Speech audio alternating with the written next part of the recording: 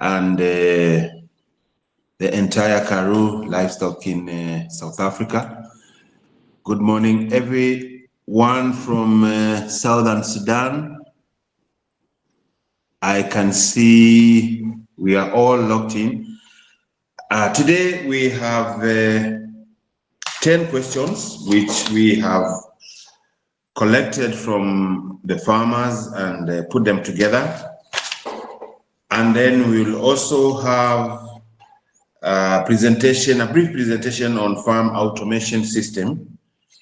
And then we'll also have several concerns and questions about the cattle importation. Hoki will be able to update us on where we are in terms of the prices, and then also the available animals and what is required. I know farmers are asking about that, those who are interested in cattle breeds. So I can begin to shoot the first question. Gary, you're there? Yes, I'm here. Yes. The question is, why import full-blood animals to East Africa? What are the benefits of importing full-blood animals? Yes, good morning to everybody. It's a privilege to talk to you again. I hope that we will be able to help you from the Karoo Livestock team. It's always good to talk to our friends and clients in Kenya, all over the world, obviously. A special word of welcome to the people from South Sudan, and I believe there's also people from Somali that I would like to welcome. Look, the reason why it is good to import animals into a country, in this case, obviously, East Africa. Let's take East Africa as a whole. I believe that there's very good stockmen, for example, in Kenya. I've really seen some of the best stockmen in the world in Kenya, and I had the privilege to visit Kenya several times. I'm always impressed when I see the Maasai in the Masai Mara, how they treat and handle their livestock. It is always inspiring to me to see how they do it. And but what I think what is really needed in East Africa, like in most countries in Africa, by the way, if I can just quickly introduce my business, we are exporting animals since 1996. It's almost 29 years. On the 10th of March, it will be 29 years. And we will exporting in the coming week. We will exporting for the first time to Madagascar, the island of Madagascar. That'll be the 55th country on the list that we have exported to. But yes, we have really a soft spot for East Africa because we also love wildlife. Both of Oki and myself, we love wildlife as well. So the wildlife in Kenya is just out of this world. So it's so great to be there. But anyhow, let's get back to your question. In my opinion, the Kenyan market, Kenyan animals are well adapted, obviously, to their conditions, to your conditions, but they really need to carry more meat and to grow faster. We have several breeds in South Africa where we have, paid a lot of attention over many generations to breed animals that grow fast, that you can slaughter in a very young age, and that carry a lot of meat. It is not unusual to find in South Africa goats that weigh 140, 150 kgs, males and females 90 to 110 kgs, live weight that is. So by crossbreeding these animals with your own animals, you can increase the meat yield from your livestock just unbelievably. That is if you want to crossbreed, obviously. So why should you bring in animals from specifically South Africa? Our conditions are not similar to Kenya at all. but they are the closest to Kenya that you can get. If you compare this with Europe or with southern Europe or with Asia, the conditions even different, more different than from South Africa. So we are breeding in South Africa several breeds for African conditions, and they adapt very well all over the world, especially in Africa, because they've been born and bred in Africa under African conditions. So my question in short, my answer in short is, to increase your meat yield, it's very good to bring in pure blood animals from South Africa, to bring in blood and genetics where animals will grow fast and carrying a lot more meat. Thank you so much, Gary. I think it's clear why we need now to bring in more full-blood animals in Africa, in East Africa. The second question. And in your experience, Gary, you are a breeder. I visited your farm and I saw exceptionally good performance in terms of breeding, the kind of animals that you produce in your farm. And as Kenyans now learn to become breeders, there is one question that came up, across. And the question is, what is the most important factor when breeding sheep and goat? What is your experience? What has been your experience, Gary? Yeah, look, right from the beginning, I should have told you that none of us are veterinarians, and none of us are nutritionists either. What I tell you is what I've learned over the years. I'm farming with livestock for more than 50 years. So what I'm telling you, it is just out of my experience and what I've also learned from other countries. To answer your question is the South African breeds. What I should have also told you right from the beginning is the South African genetics that you will get from South Africa. Most of the genetics are exactly the same that we are breeding with. Exactly the same than the genetics that you will receive when we export them. They might not be, they might not have those pedigrees and the long history already, but they are out of top genetic stock. So there is no reason why you shouldn't be as successful as we are in a very short period of time.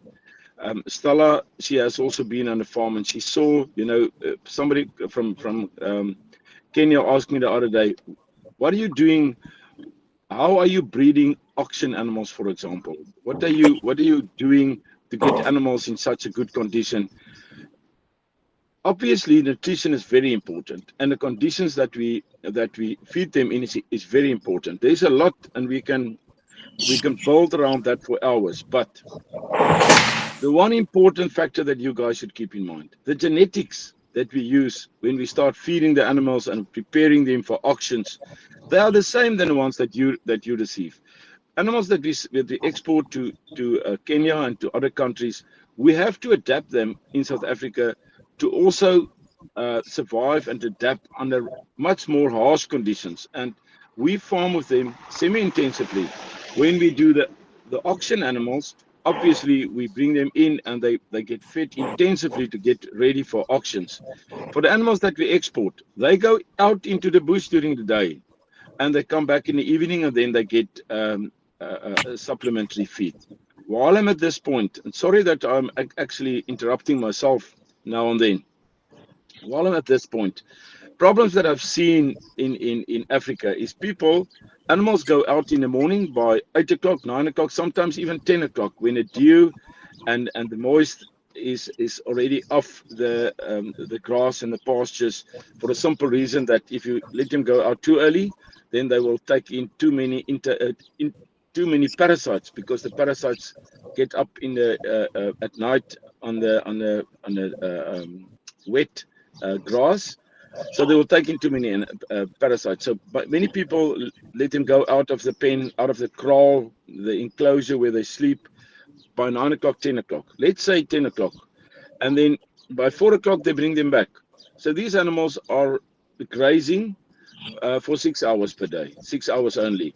Then they bring them into the pen, and they let them stay into the kraal or the enclosure, as I said, for like 18 hours only with water. They don't give them any feed during the night time, which is 18 hours, and they only have the opportunity to graze for 6 hours. So it is just not on. What we believe is let him be out for as long as possible, and let him come in for as short as possible, but make sure that they have something to eat, some supplementary feed during the night, that they don't become hungry, and then you develop a lot of problems, and they will not grow that fast, and etc. etc. So that is important. I hope that in a long discussion I've also answered your question, Henry. Thank you, Gary. Let's go to the third question. And this is a concern to farmers who have imported animals, and probably we need to help them in understanding how to manage the stress of the animals. And this is a very, very important factor, Henry. Stress is the biggest enemy of livestock, and there's a lot of research been done in the last couple of years in South Africa, and they found in the research that you can even have your increase your fertility. You can increase your fertility. You can increase your stress levels by up to 70% just by handling them wrongly, and noises and all that stuff. You can and then you create a lot of problems for yourself.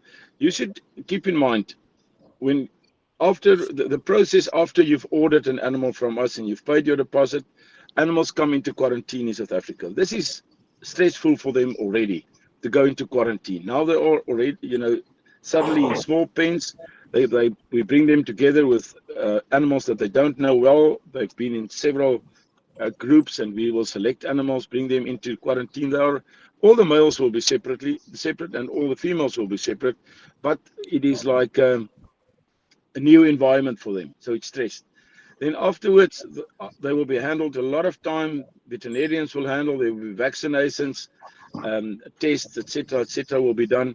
Then only they will be put in crates, small crates. We make the environment, before they put them in the crates, we make their pens smaller and smaller to try and make them used to it. But you can imagine the crates where we put them in. We put 50 animals in a crate, 25 in a layer.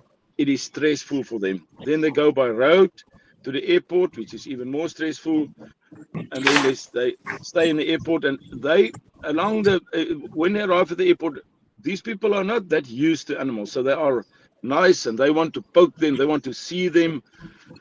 We try our very best to keep the stress levels down, but as it is, they take them to the aircrafts. It's a lot of noise, and then again they go into the aircraft. They will fly to Kenya, still in the crates, and when they arrive, you have to do custom clearance. You get them out of the aircraft and out of the crates, and then eventually they will travel to their new destinations. In the new destinations, there's a lot of new things, noises, even the language that they will hear is like new, and animals stressed in a big time. So you should try and keep them as calm and docile as possible. You should try and keep their environment. Don't handle them too much. Don't shout. And it is so important, Henry. And you have seen on the farm, Stella, you as well. Yes. We try to handle the animals not too much, and we try to do it in a gentle way. I want to repeat it. Don't handle them too much, and do it in a gentle way. Not to be excuse me, not to point you out and put you on the block here, Henry.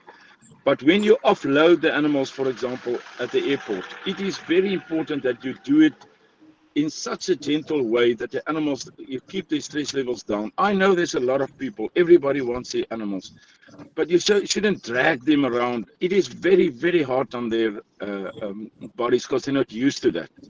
So that is what I'm trying to say. Okay, I don't know if you want to add on what I've just said, but keep the stress levels down, and your problems will be just 10% of what you are having. Maybe, okay, you can. Maybe Hockey, sorry, you can tell us the effects of stress on these animals. Good so that people morning, everyone. Understand. Good morning, everyone. Thank you, Henry. Sorry, yes, I see my name on the screen. It says Blanche. That's my wife. Just to clear that out to everyone. Yeah, thank you, Henry, for your question and for the opportunity to discuss these matters with the customers and the farmers. Regarding the stress, if I can compare it, it's exactly the same as what would happen to humans as well. When are we more acceptant to diseases or to catch a cold or a flu? It's when your body's under stress. Exactly the same with animals as well. So the effect of stress on animals and on humans are very, very similar. So what would happen with an animal that's under stress? Obviously, like Harry explained very well now, there's a lot of stress, whether we want to know it or not, in transporting these animals during the export process. How can we make sure that there's less stress on the animals? Is upon arrival on your farms, make sure that there's ample feed and water for them. There's going to be an adaptation phase for the animals, and that's going to vary from one animal to the next, exactly the same as with humans. For that specific reason, we also advise our customers to order younger animals, because exactly the same as humans, as you very well know, kids adapt very easily. I've seen with my children as well, moving from one place to the next.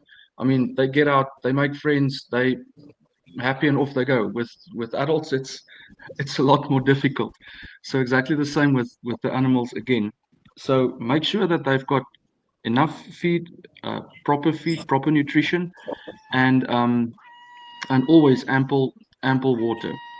Then there's obviously different products that you guys can get them. I'm only going to tell you about the products that we have. We've got some multivitamins and trace elements. Henry, you guys who've visited us and seen our farm shops, so we've got these different gels with vitamins. So when you place orders, we've sent some of these. Can I just quickly interrupt you here? I'm sorry about this.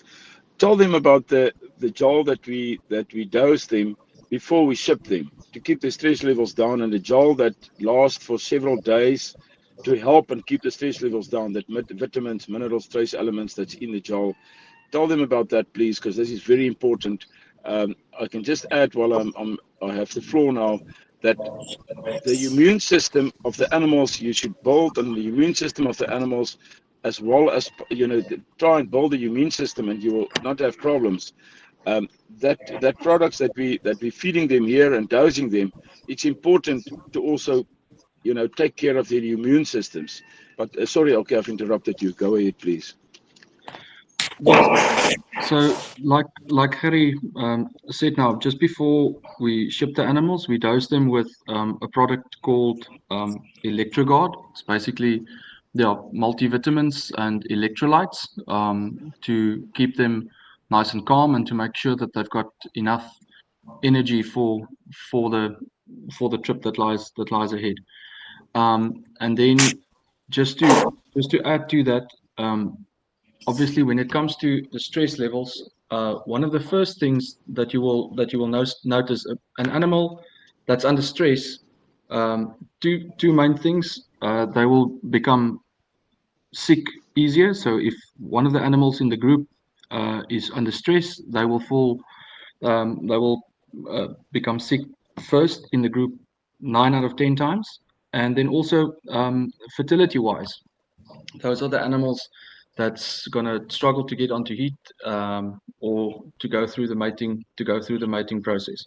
So for those specific reasons, it's so important to make sure that the animals are happy, healthy, and in a good condition. And that takes some time after you've moved them. And regardless whether that's through an export process, or we see it even on our farm, when we buy an animal at an auction from another farmer, we go through exactly the same. we have to make sure that that animal that we've bought, that comes onto our farm, adapts, and only after they've adapted and they are happy and comfortable in their new environment, then obviously everything will fall into place from a mating perspective, etc., etc. I hope that answers your question, Henry. Thank you so much. In the previous questions that you were asked and which have also come up again, what can a farmer do if their buck doesn't suck? And then the question came up, is it possible to import a teaser buck from South Africa? And what is the effectiveness of a teaser buck?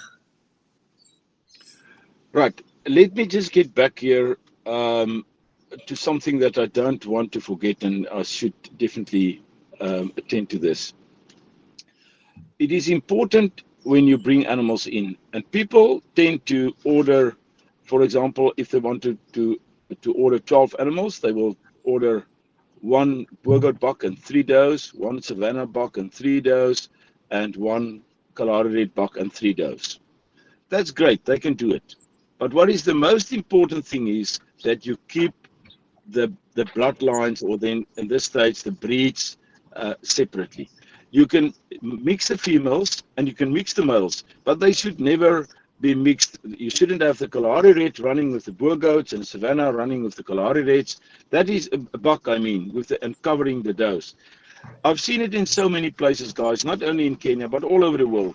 People pay a lot of money for full-blood animals, purebreds, 100% the best that you can order. But when they come to their own farms, they mix them all up. So you get a crossbreed between a Kalahari Red and a Savannah, for example, and the Kalahari Red. You can't believe you lose all the value of the animal, the pure value or blood value, because now you only have crossbreeds. Nobody is going to buy the crossbreeds from you except the butcher. They just become good enough to be slaughtered, and you will never get them back to pure if you go that way. So if you start to order animals, make sure that you either keep them separately, and as I said, the buck can be in one pen, no problem, and the does can be in one pen. But please see that you have your specific breeds, not crossbreeding one another. That is important, and I hope you understand what I mean. But to come back to your fertility, look, as Oki correctly described, it is important that you should see that they have supplements like trace elements, vitamins, minerals, that there should be a balanced diet to start off with. They should be in a calm environment. And by the way, I keep on interrupting myself, but when you bring them in, keep them separately. Keep your imported animals separately. Don't mix them immediately with your local stock. Give them time to adapt, because there will be some fighting. They should sort out the pecking order, as we call it, with the local animals. That will be done gradually, but don't just push them in the same pen and off they go. Let them adapt. Give them time to adapt to the new conditions. There's a lot of environmental stuff that they should adapt to. Even the feed and the water, everything is different, and the climate. So please see that they have a fair chance to adapt before you let them out with the local animals. Let's come back to the fertility. There's a lot of stuff that can be done, but in the first place, you guys should understand, especially when we talk about goats here, sheep as well, but goats a lot more. Goats are seasonal animals. Are you still there, guys? Are you still with me? Can I go ahead? Yes. Yes, we are with you. Okay. Yeah, Right, just on. proceed. Good. Yes. Okay, it was just very quiet, and I was just worried that I'm talking to myself, because I know the story and I don't want to tell it to myself. Okay, so what I'm trying to say is keep them calm. That should be point number one. The next is, when you bring the animals in, keep in mind that goats are seasonal animals. They will, in South Africa, where we are down south, it is now midsummer. We are just about in middle of summer. When the days become shorter from the 21st of December, you know, they become like more active, sexual, more active in the south in South Africa where we are. It's not going to be necessarily the same in Kenya. The best time to breed them in South Africa is January, February, March. We will do our artificial insemination. We do artificial insemination 3 times per year. So we also have the problems that you have because we only do it once in the middle of the best, when they are naturally in the best condition to come and eat. This is February. We also do it in June, in October, and in October. So we have to also take care of you know, their seasonal habits. We have a product. Correct me if I'm wrong. Okay, is it melanin? That, Yeah, that melatonin. melatonin, which we are using just to confuse their seasons, to up, you know, just we inject it to them, just to see that, you know, they are a bit confused about the season. Otherwise, they will stuck to the best fertility only January, February, March. But now we inject it in time, and then that is sort of confusing. They use it in Australia many years, but we didn't believe in it in South Africa. Now we believe that it is really working. So that we do. We can give you that program. That's not a problem. But it is important that they should be in a good condition. Your breeding stock should be in a good condition. We like our buck. If we grade them, do you still hear me? It's like making a very big noise now. Okay, somewhere there's a very, very big noise. Anyhow, we want them, if we grade them from 1 to 5, we want them not to be over fat. We don't want them at 5, but it is very good if you can have them at 4 to 4.5. The males, the females should be in an upcoming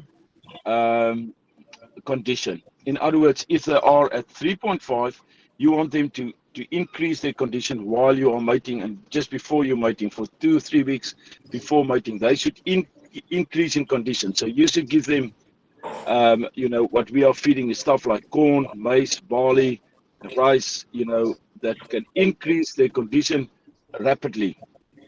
And then they come and eat, and they also come and eat in a way that you can, you know, have a lot more twins and triplets, sometimes even too many. So then what the other products that we're using, okay, it is wheat bran oil, wheat germ oil that we're dosing, especially the buck. Wheat germ oil. Okay, we'll give you later on. You can send you the program that we use, you know, for also for the quantity that you should give them. And then we inject them selenium and zinc and selenium. Selenium is very important. Guys, if your animals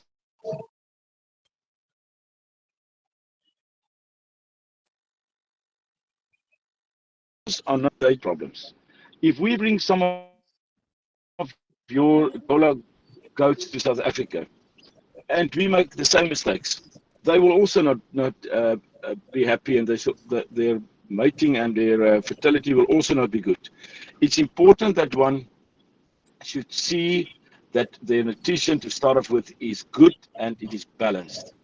Yeah, I think that is about what okay, let me come back to the. Can I come back to the teaser rams just a bit later? That okay, can just fill in here if I've missed something here on the nutrition and the preparation of the animals before mating. Yeah, I think just to I just want to emphasize what Harry said. The utmost importance is that you must understand the priority behind stimulation feeding for your females, especially. You want to have your females when you start with your stimulation feeding, you want them to be in a, like Harry explained, in a lower body score, so on an average body weight, and you want to increase their weight.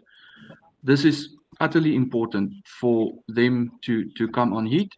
And then as well with the males. Even with us in South Africa, our own males that we've bred on our own farm, we start by making sure that they will be ready for the mating season up to 6 weeks prior to the mating season. We start feeding them properly, making sure that they get enough exercise, that they are fit, healthy, and obviously we, like Harry explained, give them the needed supplements and minerals to make sure that once they need to be ready, that they're 100% ready. Right. If I can just add here, thank you, Oki. If I can just add here now about goats. Sheep is not as seasonal as goats. They get on heat around the clock. But if you do the same before mating with the sheep, you will have very good results. That is given. So it is not only for goats. Let's get to the teaser buck. Teaser buck works really very well in our farm in South Africa, and many people use the teaser buck. A teaser buck is just what the name says. It is just teasing your breeding buck to get on heat and to mate the animals. He's creating competition. You know, we've seen it with all animals in the world.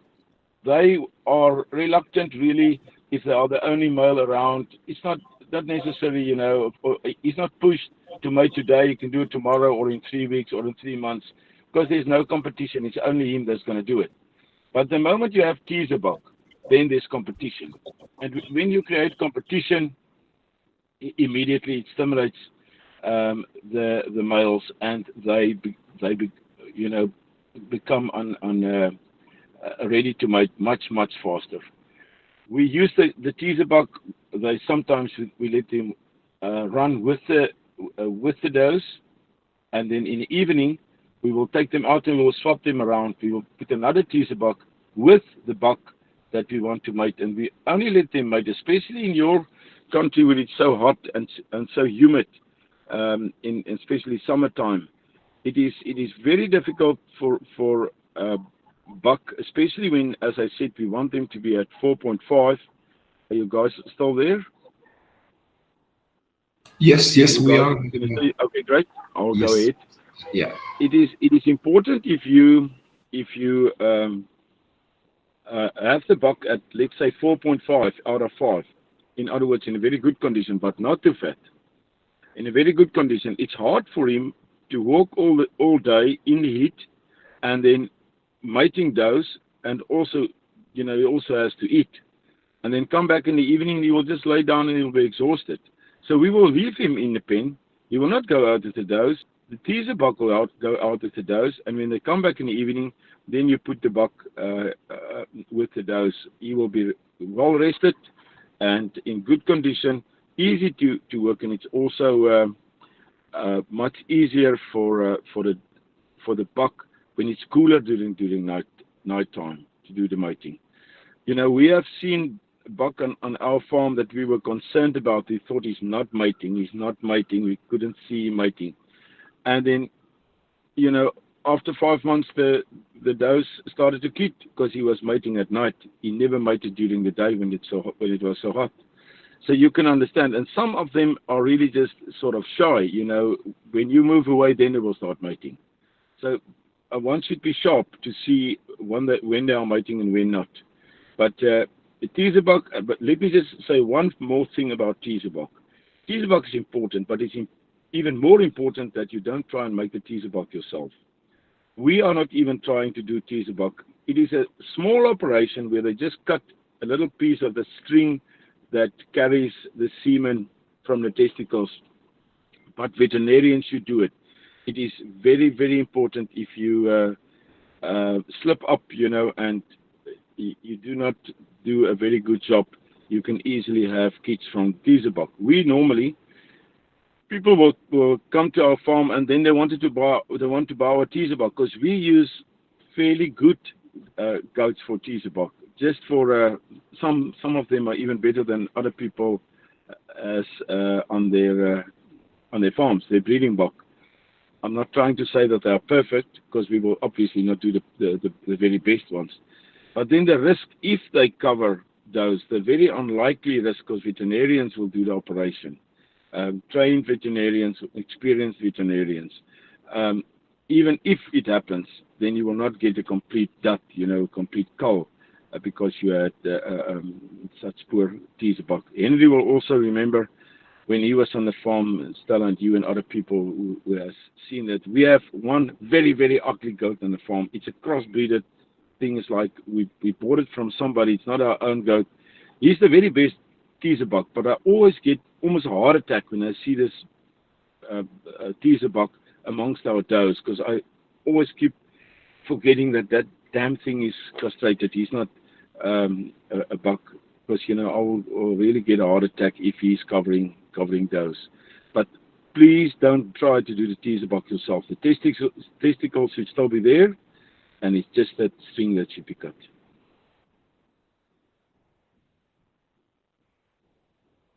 Are you guys still there?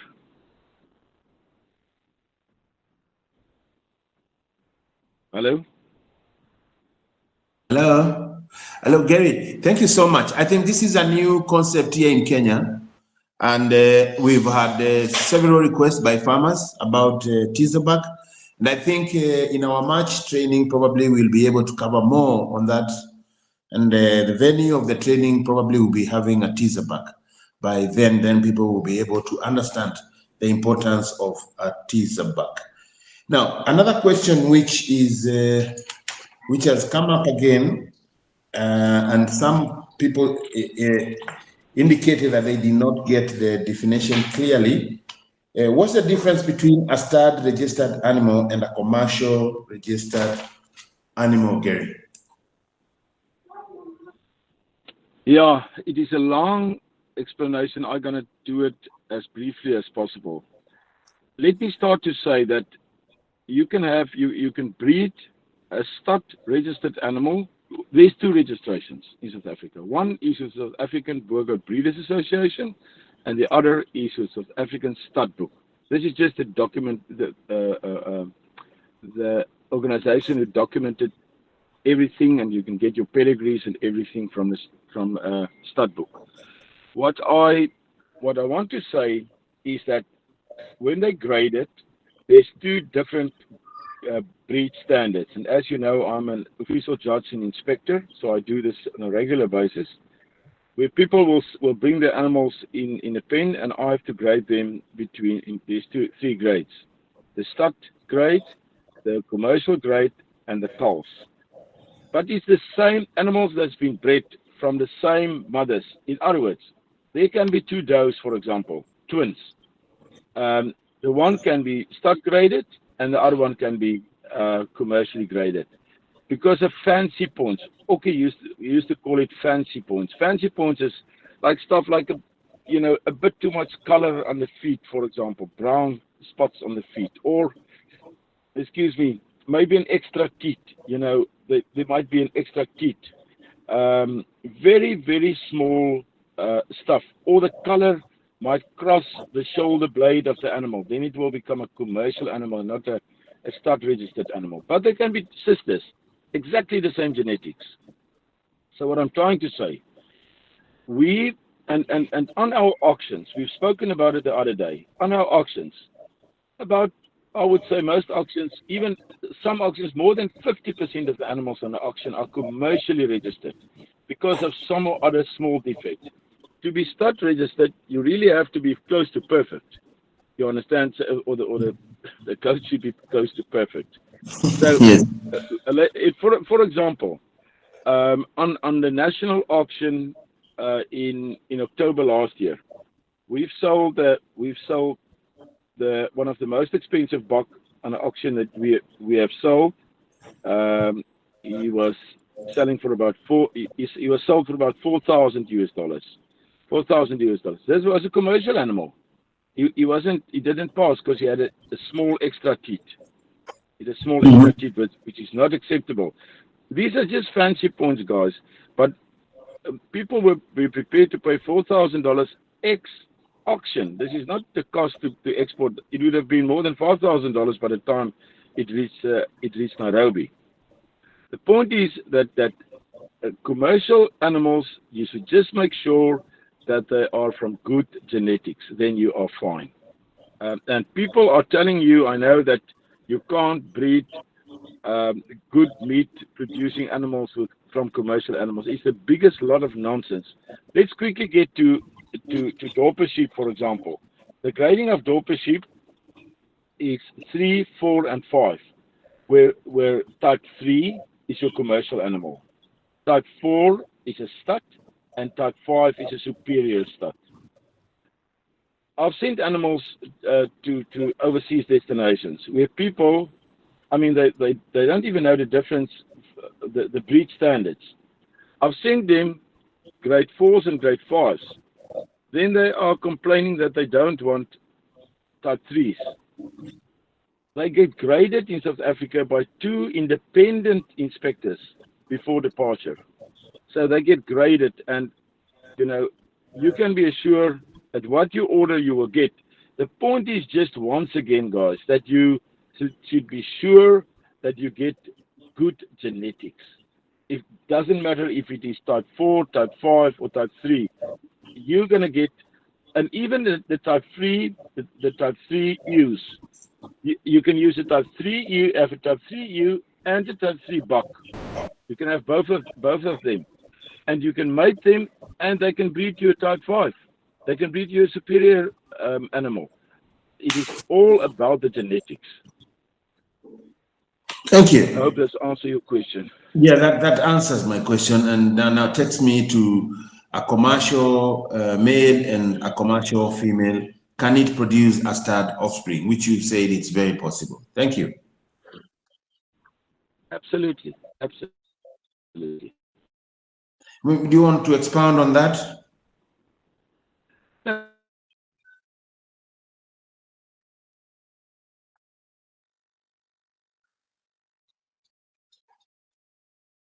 Hello?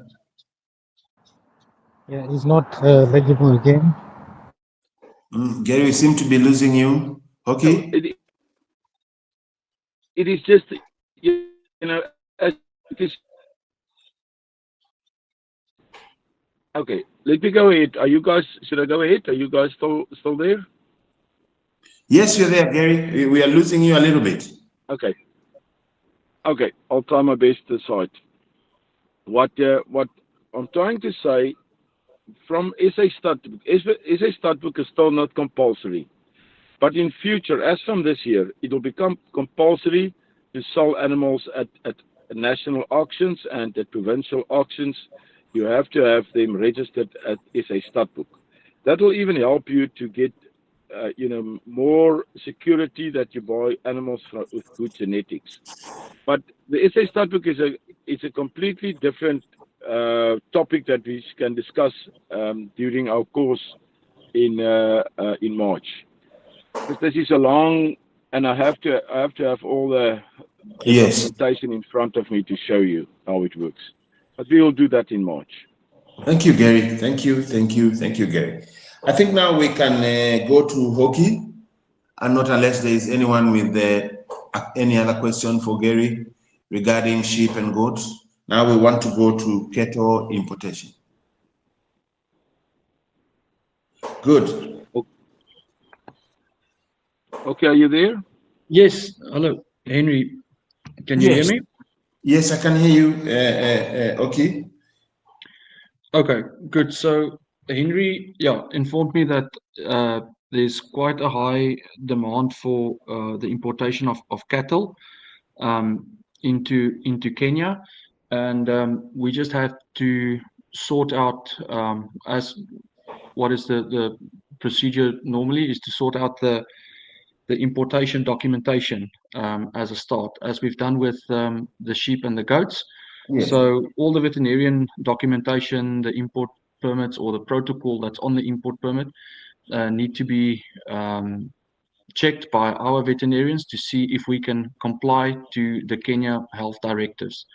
So we've done all of that, and Henry will just update us in the very near future on whether that's going to be accepted, and then we will be ready to import cattle into Kenya. The procedures are going to be similar, but with minor differences to what we do with the goats. And yeah, exactly, you will place your orders and then the animals will go into quarantine. The quarantine will be 30 days. And during that period, obviously the same veterinarian inspections, blood tests, and vaccinations will be done. The two main breeds that Henry told me that you guys are interested, or that's in high demand in your market, is the Brahman cattle, and then obviously the Bonsmara cattle as well on the meat producing side, beef producing side, and then the Holstein Friesians on the milk producing side. So yeah, those are the breeds that we'll be looking at. Please bear in mind that we, especially in this case, we will only be able to export young animals that's been weaned recently. So the weight of the cattle upon exportation on the Brahman and the Bonsmara side will be roughly in between 230 to 250, 260 kilograms each. Young heifers will be between 6 and 10 months of age, and exactly the same with the young bulls. We can only fit 6 animals in a crate. Remember, they take up a lot more space. So yeah, everything will be. We can also do combinations between cattle and sheep if needed. We've done that in the past. But yeah, that gives you a guideline of what is possible and how we can do it. I don't know if there's any other questions in that regard, Henry. No, we don't have any other question because we are still finalizing on the finer details, which probably next week we should be able to close and give an offer to our farmers. Can I just add something here, please? Yes, Henry, the minimum order should be 4 animals, half a crate. And then if we do half a crate, then we should also do the rest with small stock, obviously. I believe it will be allowed to Kenya. So 4 animals will be the minimum order. To fill up a crate will be 6, and if we can have smaller animals, like around about 200 kgs, we can do 8. 8 animals per crate. So that is, still young. It's young animals and calves that we can do. That's the best. So we can't just ship one bull because then, it's going to be too expensive for the freight. But people should talk to us. I just want to say something about a Brahman and a Bonsmara. I've not seen a lot of facilities all over the world, and I've been in many, many countries, where Brahmans can be farmed with successfully. The Brahman cattle in South Africa are very strong, and they become aggressive, and especially when the cows have calves, they are very difficult animals to farm with. We can get them, not a problem, but I want you to be aware of it. It is not an easy breed to breed with. They become wild if you don't handle them often, and it doesn't matter if you put a nose ring in, they are, they're not docile animals at all. While the Bonsmara cattle in South Africa is like, at the moment, winning field in South Africa that you can't believe it. Around about 70% of all beef cattle in South Africa are currently Bonsmaras because they are so docile, easygoing, they adapt easily, they've got resistance against ticks diseases. And I have to say something about the diseases after I finish here. So the Bonsmara are really an easygoing, fast growing, but easygoing animal, easy to handle, easy to take care of. If people insist on Brahmans, we will get them Brahmans, but they should be careful. If their handling facilities are not good, they're going to have problems in future. These animals can be aggressive. Thank you, Gary. I think now we jump into the calendar where we are. Can I just quickly say something about the diseases? Yes, What Gary, people yes. should understand, and there's really a misunderstanding, I think, about the diseases.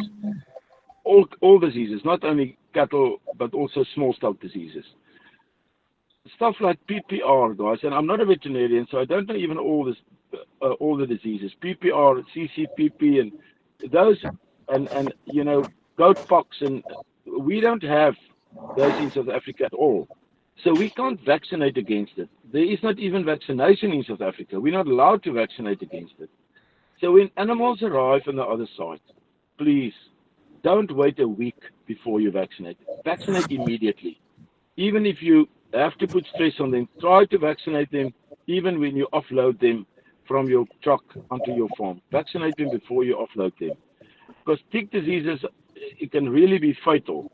And I've seen people losing animals because they thought they've been vaccinated. I tell you today that we will send you a list, everything, and Henry has it on our health certificate, what we've done and what we've vaccinated against. But it is important that you guys should vaccinate each and every vaccine that we don't have in South Africa. Stuff like PPR, for example. There's outbreaks of PPR in West Africa at the moment, like you can't believe it. We can't do nothing about it because keep in mind that our animals don't have any resistance against it. Not any resistance because it's not in South Africa. I would just like to add there to what Gerry's saying. What you must remember, even we as breeders in South Africa, if we buy from another breeder in South Africa, the very first thing we do when we offload those animals is we vaccinate them so that they are on exactly the same vaccination program as that we follow on our farm. So if we buy in animals locally, we go through a vaccination program and a basic external and internal parasite control whenever we offload animals. We keep them separate, like Gerry explained in one of his previous questions. We keep them separate, we have them adapt, we have them vaccinated, and we put them through internal and external parasite program as a basic standard. That is a basic management farming standard. Sorry, okay. Even if it's from our bordering farm, it should just be a practice that should be done. Yes.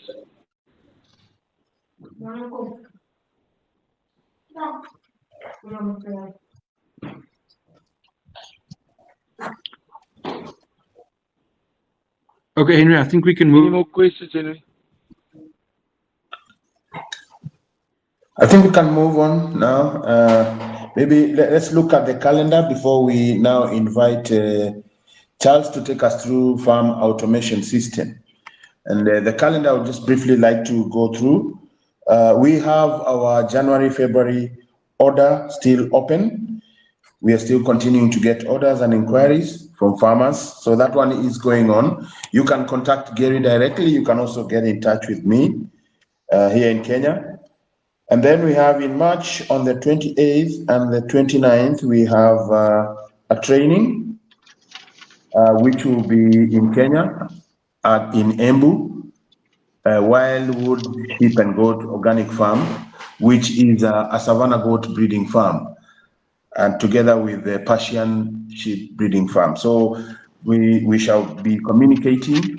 Gary will be in attendance, and many other professionals also, the Veterinary Directorate of Kenya, and many farmers will also be participating. So please, let's come together so that we can continue learning from Gary, who is an experienced breeder, actually with a lot of knowledge and information from across the globe.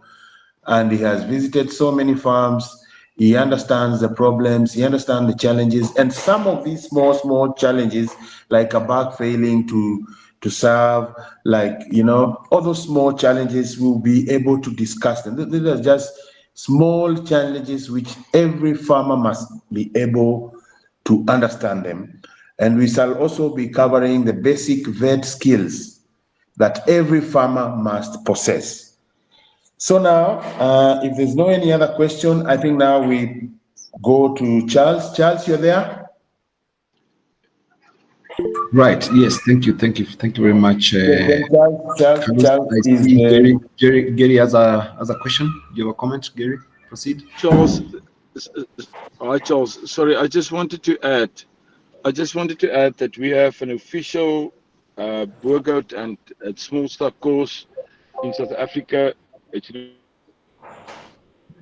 official course by the South African Boergoat Breeders, Boergoat, Kalahari Red and Savannah Breeders Association. We will also cover some Dorper sheep, and that'll be done from 10 to 12 April. 10 to 12 April on our farm with me and Oki. From 10 to 12 April. So if you guys are interested, please, Lisa will do an ad in the next couple of days, and she will put it out. Yes. And you guys are more than welcome to attend. You should just book your seats in advance, please. From Kenya, you don't need a visa. You can just travel to South Africa. So you're more than welcome. Thank you. Charles.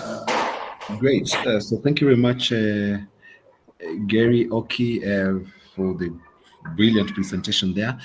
Thank you very much, Carlos, for allowing us to also share with the rest of our compatriots in farming around how we can then unlock technology, or rather use technology to unlock some of the benefits and face some of the challenges that we face at the farm level. Is my screen visible? Yes, it is.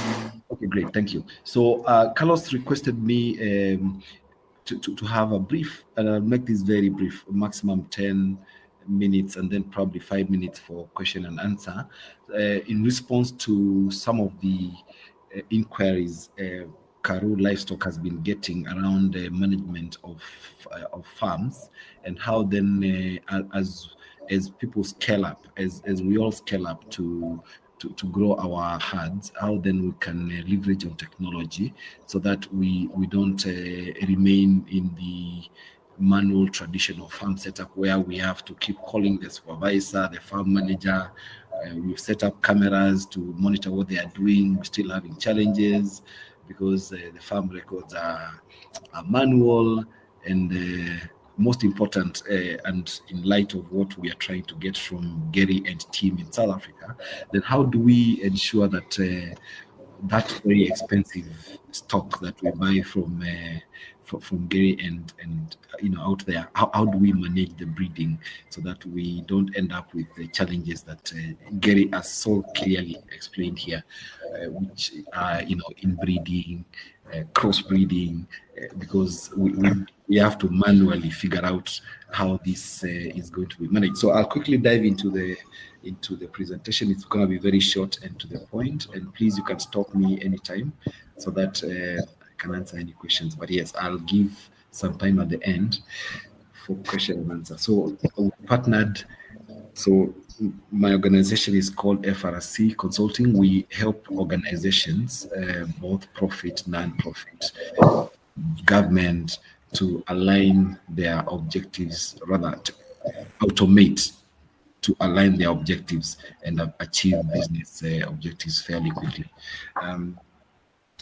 The typical challenges in breeding and crossbreeding, I think Gary has been very clear on that one, because of the challenges of record management.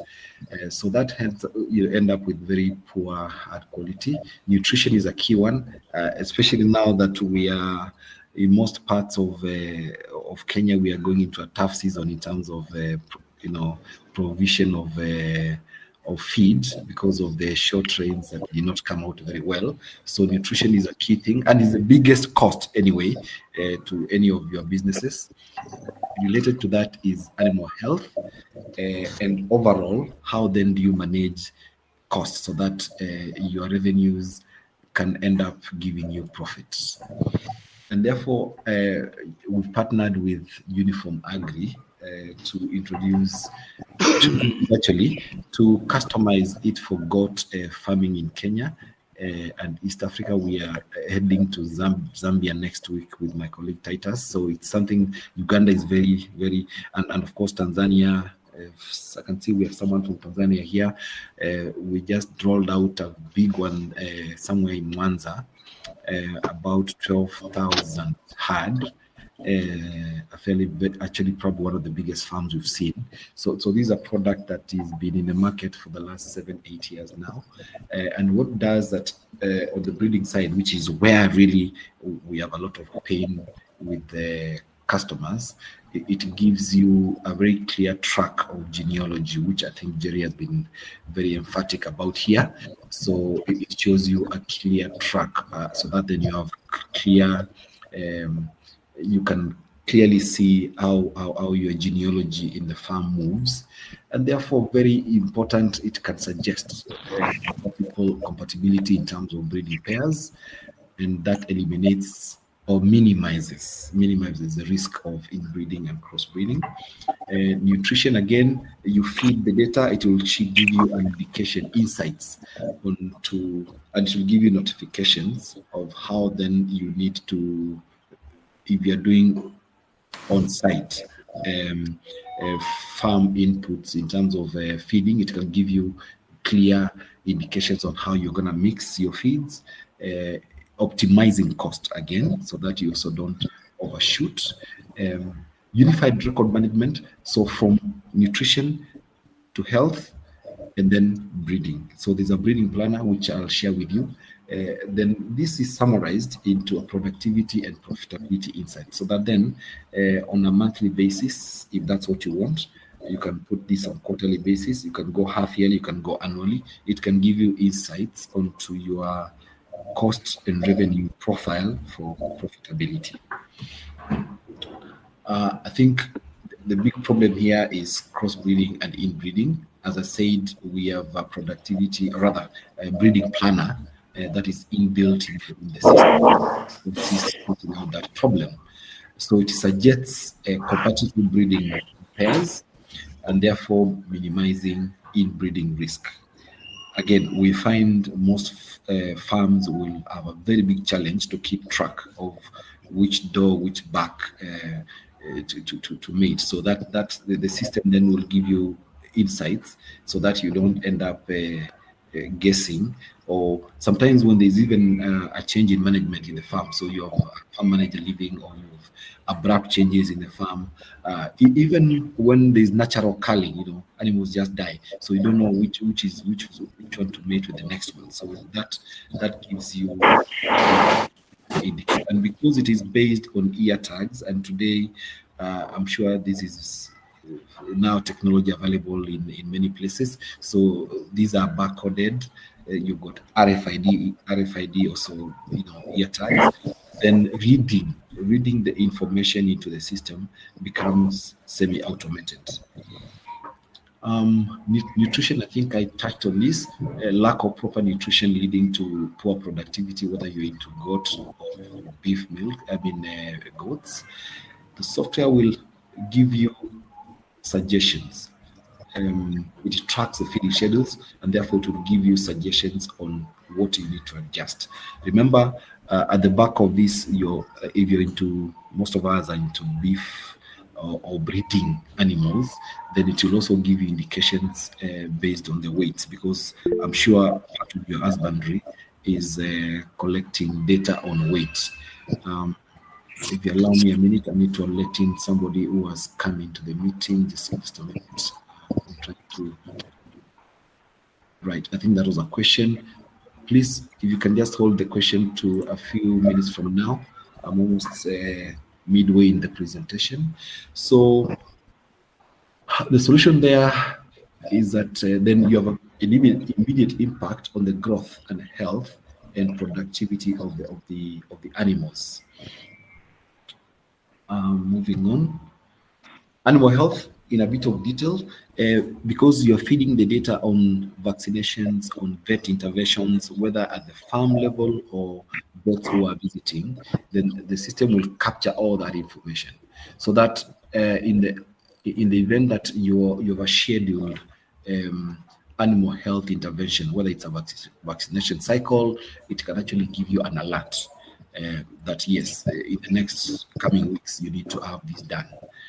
The impact, of course, is reduced mortality, lower treatment cost, because you move from a reaction maintenance. So you don't just react. You actually have a plan around it. So you can have a detailed way of managing your farm health. And finally, this, if managed well, especially if you are able to manage the data stream very well, then you end up with better cost profile for your farm, which hopefully then will give you better profitability. Practical intervention for farms in Kenya, yes, we've been able to prove that you can track genealogy, pedigree, and breeding history. The app, as you can see in that picture there, it is actually available in desktop and app phone. So you can be able to actually group and monitor. You can group your herd into age, breed, or production. And yes, ultimately you end up with better farm records in terms of nutrition and health, and also productivity of the entire farm. So yes, as I said, it's available both on desktop, it's available on app. It is also web-based. You have it in the cloud so that then you can access it remotely from wherever, and then you can also integrate it with other apps or other technologies like GPS. So in huge installations like the one I mentioned in Tanzania, where the geographical scope of the farm is running into tens of thousands of acres, then you can also put in technology like geofencing, such that when particular animals cross a particular side of the farm, then you can actually get an alert that yes, your herd is moving in this kind of direction. If you want location, because sometimes they don't, because of the size of the farm, when it's running in hundreds of acres, then you can also be able to pinpoint the actual location of particular animals. So that is geofencing. As I said, it is also capable of integrating with the GPS, RFID, which is radio frequency identification for readers, where you have huge herd. So so there's a manual reader that can go into each of the ear tags, but then as the herds grow, it becomes a bit cumbersome to read the ear tags with using a handheld reader. So yes, you can have RFID, which is overhead. It's installed in the pen, in a strategic part of the pen, so it can give you animal inventory. One of the biggest challenges we see we get to hear from farmers is you don't know whether the person in the farm has counted the entire flock back into the pen, and so that then automates the process. If you combine that with visuals like cameras, CCTVs, because most of you I know have cameras in your farms, then you have a fairly all-rounded technology to manage your farm.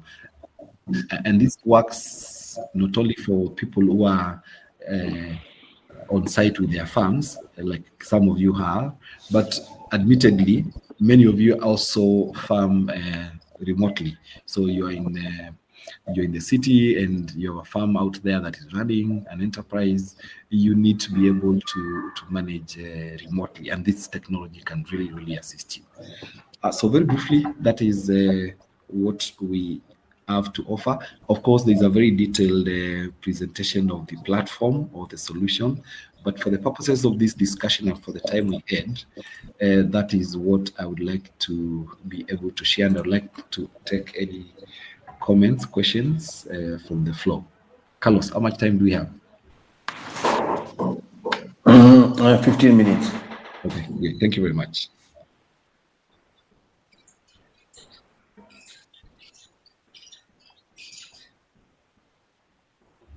Did I see, Stella, that my slides are static? Meaning I did not move from slide 1? Yeah, Charles, sorry. I mean, your slides are not moving, so we were getting lost. Anyway. Yeah. Okay, so sorry about that. I can share with you the entire presentation. Maybe you should have sought me somewhere in between. But yes, I'll be able to share with you the entire presentation.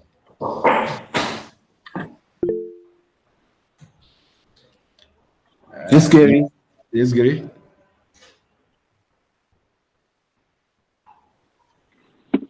Klaus, I would like to congratulate you with an excellent presentation. I think what you are doing is really wonderful, and it's going to uplift the livestock community in a huge way.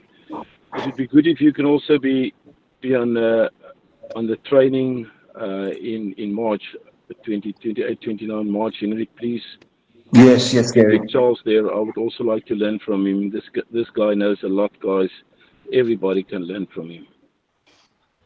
Thank you, Gary. Yes, I'm looking forward to attending the training in Embu somewhere in March. Yes, thank you very much.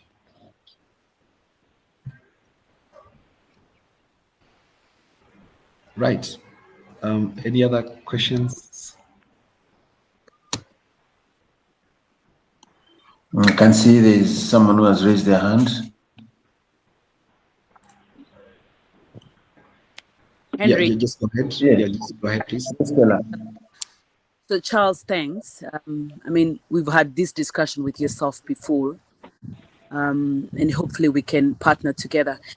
But I just had a question around, I think two things. One, I think it would be nice to get a sense of what that platform, and I know it varies between how many herds you have, etc. But is there like a thread where you can say, on average, if you have one animal, this is X dollars or whatever. If you have maybe 100, this is sort of what you're looking at, just to give the farmers a sense of what's the cost of this platform, high level. I think that's one. Then the second one is around inbreeding, and I know we've discussed this extensively, because I think that's the almost you don't want to go there if you're in the space around crossbreeding. You don't want to inbreed, because then it's going to be almost like criminal, if you know what I mean. So I guess, and I've asked this question before, how is this system able to operate that the father doesn't mate with the grandchildren point on this chain? I guess that's still like, I'm still struggling to see how that system is able to reach that. Maybe if you could expound for me. Thank you. Thank you, Stella. Let me start with the second question, and because that I think is a really critical one there. And I would like to answer that question by sharing my screen, and that I'll be taking you directly to the software itself. Just give me a minute. I'm trying to open the breeding planner on the software itself, so that I can respond to that second question. Can you see my screen? Yes, I can. Yeah. Thank you. Okay, great. So that window you can see there is actually a breeding planner. This is a page inside one of our customers in Zambia, Kambo farm in Zambia. As you can see, the last time this was updated was 16th of January. Yes. So this page here, and it is linked to another page, which is basically the record capture page, and this is live in the system. So what it does here, and as you can see, the first column there is number, age, go to status. So I'll stick to those three because it can be very, very detailed. But the number 142, for instance, at the top there is specific. It's coming specifically from the date of birth, either date of birth or date of introduction into your farm. So if it is number 142 came from Gary, then that record is updated, or rather captured immediately that animal arrives into your farm. So it will capture every genetic detail of that animal. If it's at birth, equally it will capture that. And Carlos, the last exercise we had a week ago, I think now, you'll bear witness with me that we captured that detail. Now, so the effectiveness of the breeding planner depends entirely on what you capture on day one, on the record. And if I was going to drill down into 142, it will go to the detail of the animal. So, and that then when that is fed into the system, then the system will give you, based on what the farm already has, because remember, the farm already has other animal details. So it will quickly give you an indication of where that animal should be first located, so that then it does not mix up with others that are not desirable in terms of breeding. But two, and most important, two path of management of that animal is lifetime. I think there's some noise. I'm gonna mute you. Sorry. Yes. So yes, it gives you insights on then which mating partners within your flock or your herd are available immediately.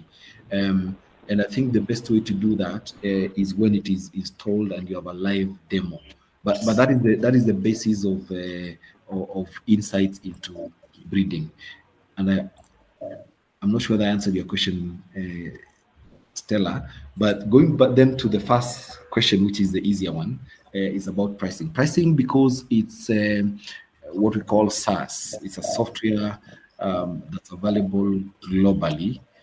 Software as a service. So this is where you get the biggest advantage because the pricing visibility is straightforward and it applies globally to every customer. And that is where I think we have had challenges with farmers in this country because of the size of the herd. It is desirable if you are running anything 50 and above. Courtesy of you, Stella, thank you very much. We visited your farm last week, and yes, you're more than 150. That is, very appropriate for this solution. So it is 650 euros for onboarding. That is the first year. Thereafter, it is 430 euros per year. That is a very straightforward pricing mechanism. Nothing changes. And if there's going to be a change, then you see that upfront, way ahead. But it's very straightforward pricing, 650 euros for onboarding for the first year, and then 432 actually to be exact, euros subsequent years, which if you look at it, it's a very reasonable cost for the kind of benefits you're getting. Now, of course, that includes your IT infrastructure, that includes your computer, laptops for the farm manager, your network, Safaricom or whichever other network you're using. So yeah, that I suppose pretty much would answer your question. But yes, if you want to get deep dive on the breeding planner, we can always get into that.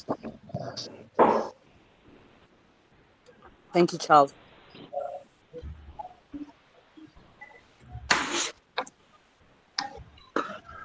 Right. I think we're now coming to the end of our conference call, and with all this information, I hope Charles, we have managed to do a recording which we shall be sharing with our farmers. Yes, the recording is available. Thank you so much. Thank you so much. I think we are now going to close. When we look forward to the participation of our calendar, where we have our January, February order, which is still open, and we continue to receive orders from farmers. And then we have in March, where we have a training, which will be held in Embu at Wildwood Sheep and Goat Organic Farm. And then we have the South African training, which will be in April. So all those details shall be availed. And thank you so much for your time. My name is Henry. Carlos Kioko, I'm sure some people are calling me Carlos. I've interacted with them as Carlos, others have interacted with them as Henry. All are my names. Thank you so much for your time. This is the year of Stockman in Kenya, and we are grateful and looking forward to a brighter and a more profitable year as we move forward.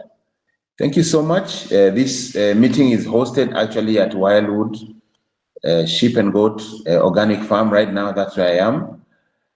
And we are doing very well. And we look forward to hosting you, all of you. and interacting and learning more about our animals. If there's no any other question, then we close our meeting. Thank you. Okay, thank you. Thank you. Bye-bye. Thank you. Thank you. Thank Thank you. you. Thank you, Henry. Bye bye, everyone. Thank you and bye bye everyone.